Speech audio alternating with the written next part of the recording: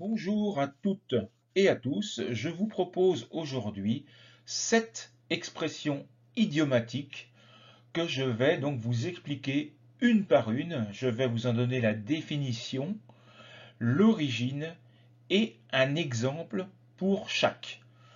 Les 7 expressions que nous allons voir aujourd'hui sont faire une fleur, prêter main forte, dépasser les bornes, être dans ses petits souliers, en prendre pour son grade, prendre la poudre d'escampette et mettre les pieds dans le plat.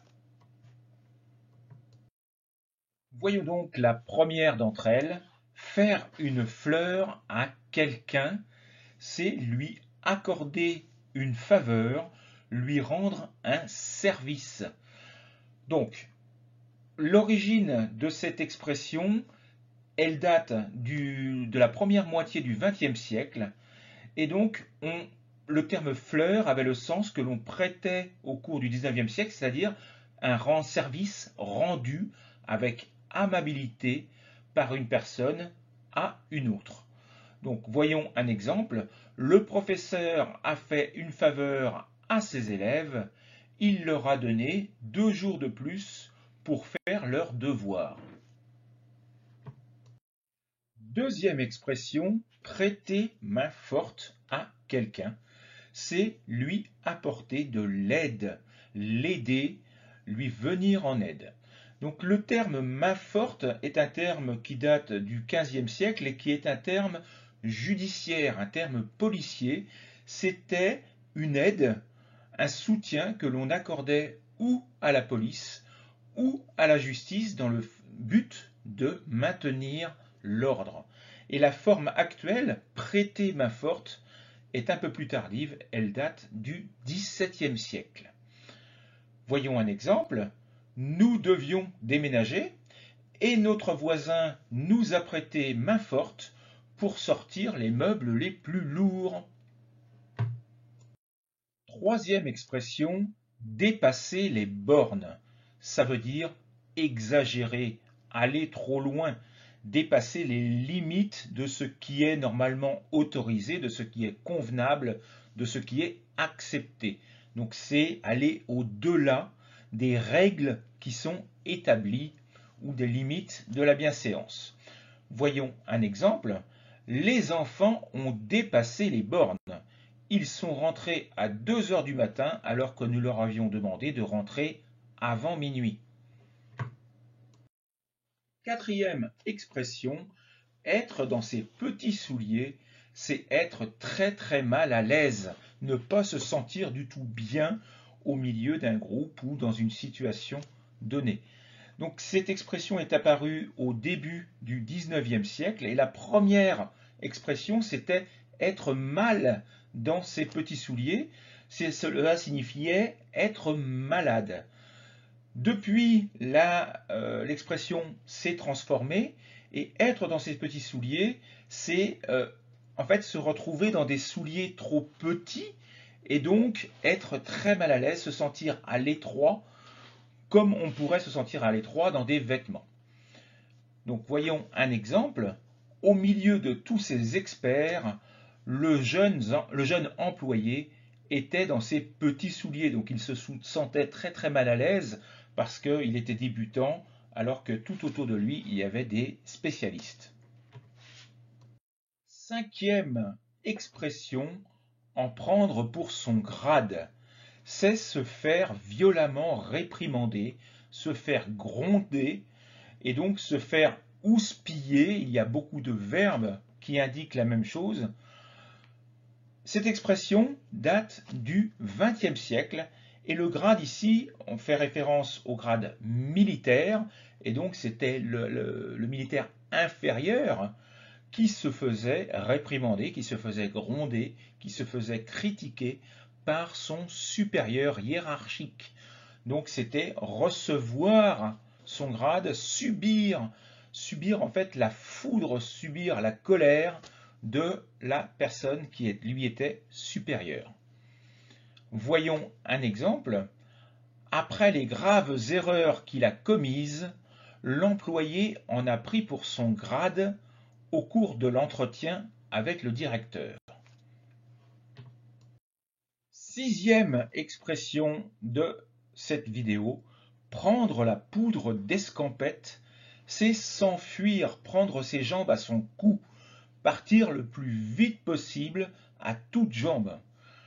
L'escampette est un diminutif en fait du mot escampe qui au XVIe siècle désignait la fuite, donc mot qui était issu lui-même du verbe du XIVe siècle escamper, donc qui voulait dire fuir.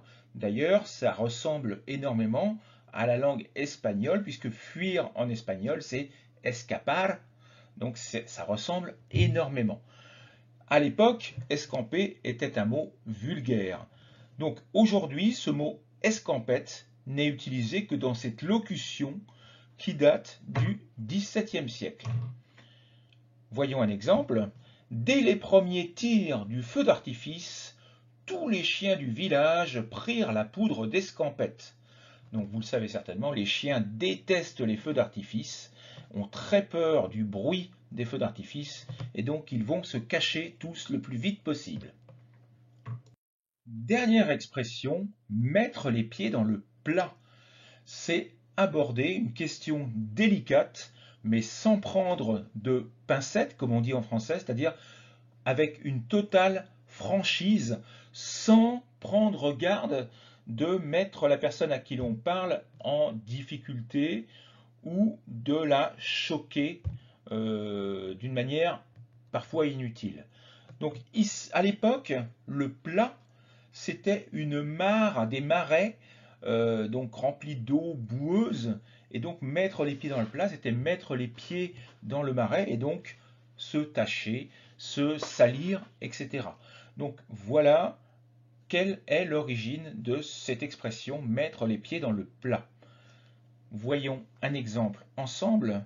Sans le vouloir, nous avons mis les pieds dans le plat en demandant à notre voisin si tout se passait bien à son travail. Il vient d'être licencié. J'espère que vous avez apprécié cette vidéo, que vous avez appris des choses, de nouvelles expressions. N'hésitez pas à lire régulièrement pour en découvrir d'autres et utiliser un dictionnaire pour aller en chercher la définition et l'origine pour enrichir votre lexique. Cela vous sera utile si vous voulez vous préparer par exemple pour le C1 ou pour le C2. Alors justement, en parlant de formation, voici la liste des formations que je propose régulièrement. Je précise que toutes ces formations sont online, ce sont des formations en groupe. Je ne propose pas de formation individuelle, donc ne me contactez pas pour avoir des cours individuels, je n'en propose pas. Et donc, ces formations peuvent être des formations de DALF C1, des formations de DALF C2, des formations de littérature française, de culture française, de grammaire, de syntaxe et de lexique, de dialogue de la vie quotidienne, mais également, pour les hispanophones, de grammaire contrastive français-espagnol. Les points communs entre toutes ces formations, 27 heures de cours en direct. Tous ces cours sont enregistrés et donc vous pouvez les revoir en différé si vous n'avez pas pu y assister en direct. Je propose de nombreuses activités qui sont toutes corrigées de manière individuelle.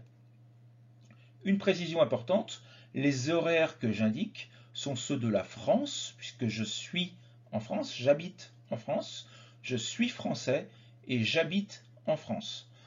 Donc, je précise également que, je le rappelle, que toutes ces formations sont online, donc il vous suffit d'avoir un ordinateur et une connexion Internet pour participer à ces formations. Vous n'avez pas besoin de venir en France, donc ne me contactez pas pour essayer d'obtenir des visas. Je ne vous en fournirai pas, et d'ailleurs je n'ai pas la possibilité de vous en fournir, je n'en ai pas le pouvoir. Le point commun également entre ces formations, c'est le prix. Elles font toutes 230 €. Vous pouvez payer par virement bancaire si vous habitez en Europe, par Bizum si vous habitez en Espagne, ou par PayPal si vous habitez dans le reste du monde. Mais attention, là, ça coûte 240 €, 10 € de plus. Ce sont les frais de transaction avec PayPal. Je vous remercie, je vous souhaite une bonne soirée et surtout n'oubliez pas de vous abonner à la chaîne si vous ne voulez pas rater les vidéos suivantes. Donc si vous êtes sur YouTube, cliquez sur j'aime, abonnez-vous, c'est gratuit. Et surtout, n'oubliez pas de cliquer sur la petite cloche pour cocher toutes les vidéos pour être prévenu à chaque fois que je vous proposerai une nouvelle vidéo. Je vous souhaite une bonne soirée et à bientôt. Au revoir.